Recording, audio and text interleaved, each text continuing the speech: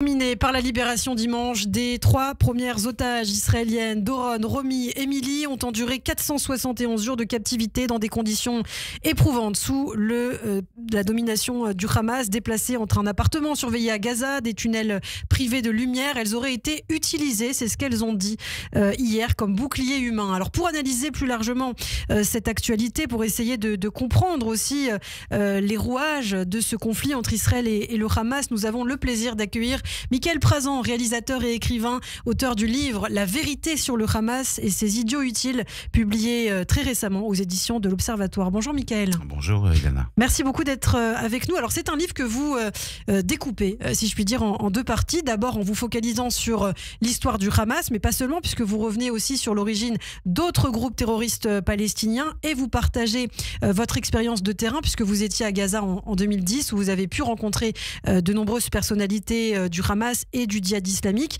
Et puis une deuxième partie consacrée à l'instrumentalisation qu'on fait ici en Occident du conflit israélo-palestinien. Alors vous commencez votre livre en retraçant l'histoire du Hamas. Vous expliquez que pour le Hamas, la Palestine est un waqf, une terre sacrée qui appartient à l'Oumma, la communauté musulmane, qu'Israël est perçu finalement comme une nouvelle croisade. Alors partant de ce constat, est-ce qu'on peut dire que la guerre menée par les Palestiniens contre Israël est un conflit religieux et pas territorial ? Pour eux, c'est à l'évidence un conflit, je dirais, idéologico-religieux. Ce ne sont pas des nationalistes. J'ai tout entendu à leur sujet depuis le 7 octobre 2023. Et j'ai constaté qu'il y avait une méconnaissance absolue de leur vision du monde, de ce qu'ils sont, d'où ils viennent et quels sont leurs objectifs. Leur objectif... Vous savez, l'ennemi proche, l'ennemi absolu, ce sont les Juifs. Ils ne disent jamais les Israéliens, n'est-ce pas ? Et l'ennemi auquel ils sont confrontés au sein de la société palestinienne, c'est le Fatah, c'est l'idée d'un État-nation qu'ils conspuent absolument et auquel ils s'opposent pied à pied, de là à l'écrire même jusque dans leur charte. Donc c'est un mouvement politico-religieux issu de la pensée des frères musulmans. Le Hamas, il faut le rappeler, c'est la branche palestinienne des frères musulmans qui ont été créés en Égypte en 1928. Et leur objectif, c'est, il y en a plusieurs, c'est une fusée à plusieurs étages. Le premier, c'est la reconstitution du califat islamique, au sein duquel il n'est absolument pas possible qu'il y ait évidemment un État juif dans leur vision du monde, et puis à terme c'est l'islamisation du monde. Donc voilà l'objectif, et dans ce contexte-là, Israël est considéré comme une pustule qu'il faut absolument éradiquer. Oui. Alors d'ailleurs vous dites, c'est intéressant, le Hamas n'a pas de lien direct dans son nom avec la Palestine, contrairement à d'autres groupes comme l'OLP, comme le djihad islamique palestinien d'ailleurs aussi, c'est-à-dire que leur ambition territoriale serait plus large en fait que le simple territoire d'Israël. Ça concerne vraiment d'autres nations. Oui, bien sûr. Encore une fois, ils ont une vision territoriale qui est bien plus large que le simple territoire de Gaza ou même de la Palestine. Donc, ils ne voient pas du tout les choses de la même manière, d'autant plus que pour eux, toute cette situation est en partie issue des accords Sykes-Picot au lendemain de la Première Guerre mondiale, c'est-à-dire un découpage arbitraire de territoires qu'ils ne reconnaissent pas, au même titre d'ailleurs que Daesh ou d'Al-Qaïda, qui sont deux, disons, métastases Oui. de la pensée des frères musulmans. Mais c'est en gros la même idéologie, enfin c'est en tout point la même idéologie, même si les moyens de lutte sont pas toujours les mêmes. Et c'est pareil pour le Hezbollah, je crois, dans le nom Hezbollah, il n'y a pas de rapport avec le Liban. Non, effectivement. Alors, a priori, il y a quand même un dissensus entre les deux, puisque l'un est un mouvement chiite et l'autre un mouvement sunnite. Mais enfin, il y a une alliance de fait. Et puis, il faut rappeler aussi que la révolution islamique de 79 a été portée par les idées des frères musulmans bien davantage que par celles du clergé chiite. Donc, il y a eu une alliance immédiate avec entre guillemets, la cause palestinienne, qui ensuite est devenue une alliance militaire, etc. Et d'ailleurs, le djihad islamique que vous mentionnez tout à l'heure, qui est l'autre groupe qui est, disons, accepté et reconnu par le Hamas à Gaza, se réclame pour partie des frères musulmans et pour l'autre partie de l'Iran, de la révolution islamique iranienne.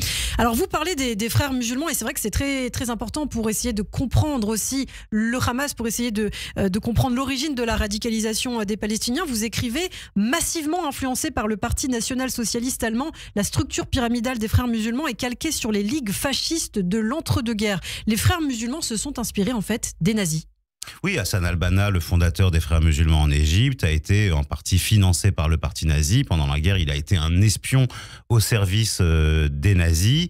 Et vous savez, la grande figure régionale, et notamment des Frères musulmans palestiniens, c'est-à-dire du Hamas, c'est Amin al-Husseini, qui a rejoint Hitler à Berlin et qui a formé les divisions SS musulmanes, appelant jusqu'au dernier jour de la guerre à l'extermination des Juifs de Palestine par l'Africa Corps. Donc il y a un compagnonnage à la fois opérationnel et idéologique avec le nazisme qui est absolument indéniable. Oui. Alors, dans l'esprit d'un frère musulman, la paix avec Israël n'est pas une option.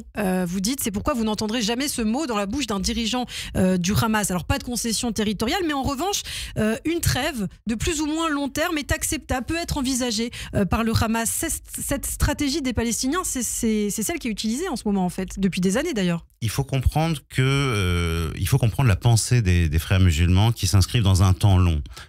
Et leur référence, et ça en dit beaucoup d'une certaine manière, absolue, ce sont les croisades. Et lors des croisades, il y a eu des trêves de plus ou moins long terme, avec Saladin notamment, et ça pouvait durer quelques mois, quelques années, et puis chacun reprenait ensuite des forces et repartait au combat, sachant que pour eux, à l'exemple donc des croisades, il ne fait aucun doute qu'au bout du compte, les envahisseurs, ici les Juifs, finiront par vider les lieux. Ils ne doutent absolument pas de cela. Et donc oui, on peut faire des trêves avec l'ennemi de quelques années, voire même peut-être de 50 ans. Ils ne voient pas leurs objectifs à l'échelle d'une vie humaine, mais ils ne doutent pas, parce que c'est inscrit dans la pensée des frères musulmans et dans leur vision même de la religion, qu'ils ne doutent pas un seul instant qu'au bout du compte, eh bien, ils obtiendront gain de cause, comme ils ne doutent pas au bout du compte que à très long terme, le monde se rangera sous la bannière de l'islam, parce que c'est inscrit dans le dessein du Coran et de Dieu, selon eux. La haine des Juifs est au cœur justement de la charte du Hamas, de l'idéologie des frères musulmans. Alors il y a toute une partie que vous accordez dans votre livre à la haine qui arrive à être diffusée au sein de la population, et en particulier chez les jeunes, les très jeunes. Vous racontez d'ailleurs en 2010 que vous avez pu visiter dans ce qu'on appelait le Gush Katif, là où vivaient les populations juives, en fait un véritable studio de cinéma, de télévision a été créé pour embrigader la jeunesse. La jeunesse, c'est vraiment le pilier fondamental de l'idéologie des frères musulmans. Il faut absolument former la jeunesse à l'idéologie, parce que la jeunesse, il suffit de former un seul enfant pour que l'enfant ensuite convertisse la famille, que la famille convertisse le voisinage la ville, etc. Et c'est une méthode qu'on appelle la méthode salafiste qui marche remarquablement. Donc évidemment, il y a eu un clientélisme absolu depuis 20 ans de prédation à l'égard des plus jeunes, mais vraiment des plus jeunes, c'est-à-dire à partir de 3-4 ans, pour, disons, leur inoculer l'idée qu'il faut tuer tous les juifs et débarrasser la terre de l'islam de l'entité sioniste. Donc ça, c'est seriné quotidiennement, à la fois dans les émissions pour enfants de la télévision du Hamas, la télévision Al-Aqsa, c'est seriné quotidiennement dans les discours des caciques du Hamas, d'une manière ou d'une autre, par des prêches ou lorsqu'ils sont télé ou radio-diffusés. Donc oui, ça fait 20 ans qu'on a une population qui est totalement biberonnée à cette idéologie et à la haine des Juifs, et ce sera très très difficile de s'en débarrasser, parce que la haine des Juifs, la volonté de détruire Israël, c'est devenu un identifiant majeur de ce que sont à la fois les membres du Hamas, mais aussi les Palestiniens, et notamment les Palestiniens de Gaza. Et le monde ne s'en émeut pas, malheureusement. D'ailleurs, vous dites à un moment, vous faites cette métaphore, le Hamas c'est un peu comme un influenceur, et le monde en face, ce sont les followers, les personnes qui sont sur les réseaux sociaux, sociaux, etc. Pour le Hamas, c'est très important, son image. Et on l'a vu là, pendant la libération des otages, cette foule qui était autour des filles qui ont été libérées. Mais en fait, quand on fait un zoom out, on voit que c'est très peu de personnes qui sont rassemblées autour par rapport à la population gazaoui. Mais c'est important de diffuser cette image pour le Hamas, de montrer cette image. C'est de la propagande. Après, il est très très difficile de sonder la société palestinienne en général et gazaoui en particulier. Les gens qui seraient trop critiques à l'égard du Hamas risquent ni plus ni moins que leur vie. Donc c'est une société complexe et qui ne va pas être facile tout de même de rallier à la cause d'une paix possible avec Israël, ça c'est sûr. Je ne sais même pas à quel point ce sera possible. Et comme vous l'avez dit, dans la seconde partie de mon livre, je m'intéresse aux conséquences en Occident, en France et dans le monde entier de ce qui s'est passé le 7 octobre. Tout à fait, vous écrivez après la mort d'Ismaël Haniyeh, son élimination, le club des dictatures impérialistes soutenant le Hamas condamna l'ignoble assassinat à l'unisson en France du quotidien Le Monde, de France Inter, de l'historien Vincent Lemire, du journaliste Georges Malbruno, de LFI, des Verts, faisant d'Israël le responsable d'une dangereuse escalade. Ce sont eux les idiots utiles du Hamas selon vous? Oui, les idiots utiles, c'est un mot qu'on attribue à Lénine. Ce sont les alliés non déclarés, si vous voulez, et manipulés en Occident à l'époque pour soutenir la cause de l'URSS. Donc on a à peu près la même chose aujourd'hui avec le Hamas et l'idéologie des frères musulmans, et on en a de toutes sortes des idiots utiles. On a en premier lieu évidemment le réseau des associations fréristes implantés dans tous les secteurs de la société ou des sociétés, parce qu'ils sont présents aujourd'hui dans plus de 80 pays à travers le monde, et notamment dans les universités. C'est eux qui ont mis le feu aux universités, qu'elles soient aux États-Unis, au Canada, en France ou à Sciences Po.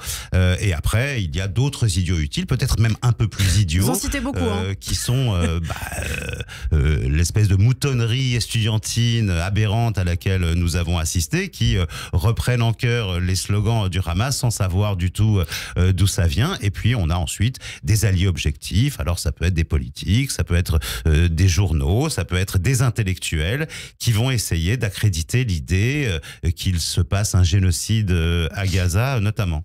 Alors pour terminer, pour conclure rapidement, Mickaël, selon vous, alors ça c'est important, l'antisémitisme, le négationnisme, l'antisionisme partagent en fait la même histoire millénaire. Ce ne sont que des formes renouvelées d'une haine vieille comme le monde où seuls les discours ont évolué. Mais en fait c'est exactement la même chose, c'est ce que vous dites. L'objectif, de toute façon, c'est de nier l'identité juive. Et l'identité juive, elle a muté après la Seconde Guerre mondiale parce qu'il y a eu des événements considérables. D'une part, la Shoah et d'autre part, la création de l'État d'Israël. Donc, les Juifs en diaspora se réunissaient par le ciment de la religion et de sa pratique. Aujourd'hui, être juif, c'est aussi s'identifier au destin du peuple juif et donc à celui de l'État d'Israël. Et c'est aussi garder la mémoire de la Shoah. Donc lorsque Dieudonné chante Shoah Nana, il s'agit encore une fois de marteler et de conspuer ce qui fait l'identité même du peuple juif. Et lorsque on dit que quelqu'un qui a été victime de génocide est lui-même un génocidaire, c'est à peu près la même idée. Et notamment, il faut absolument sans cesse renouveler l'idée que Israël n'a aucune légitimité sur cette terre et n'a aucune légitimité de se constituer en État-nation. Donc oui, c'est la même histoire. Eh bien, merci beaucoup, Mickaël Prazan. C'est passé très vite, mais en tout cas, Hélas. On peut retrouver toutes ces analyses dans votre livre, La vérité sur le Hamas et ses idiots utiles, publié aux éditions de l'Observatoire. Je vous dis à très bientôt. Merci, Lana. Merci.